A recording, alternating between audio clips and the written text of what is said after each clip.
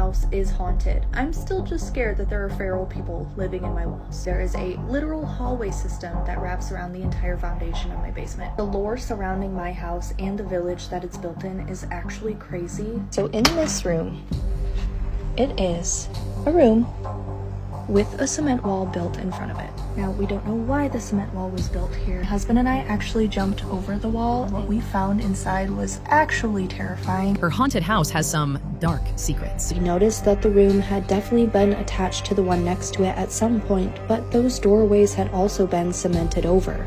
While exploring, we found some strange items inside, including a used blue candle, half of a Victorian-aged photograph of a woman, and half of a handwritten note.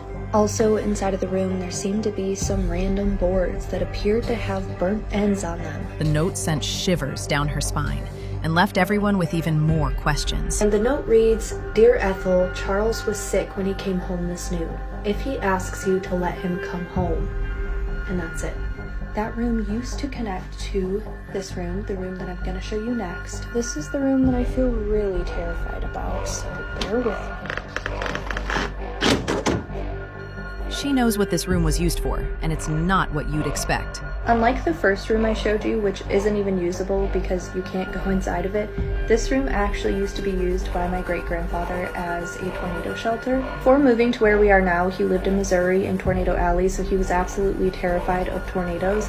And when they moved into this house, this room was here, and he made it into a tornado shelter. See, when my parents moved into this home, it was barely livable with holes in the ceiling and severe water damage. In order to salvage it and make it viable for their growing family to live here, my parents had to borrow against the house in order to do all of the necessary repairs and remodels. My great-grandparents moved into the home in the 1930s, as you can see from the date inscribed into the fireplace that my great-grandfather built by hand. But the house was built in the 1840s. As you can see from the original abstract of title, there is quite the list of owners long before my ancestors ever moved in. And they're still uncovering their secrets to this day. Well, when my great-grandparents did move into the home, everything from the previous owners was left behind in these rooms. A lot of it was already gone through, and as painful as it is for me to say, a lot of it was thrown away. But as you can see, we still have a lot of it, and I've already uncovered a plethora of really cool and some really creepy items. Some believe spirits can live in old items. My great-grandpa and later my grandpa really struggled with hoarding, and over the years they just continued to add on to the things that they couldn't seem to part with.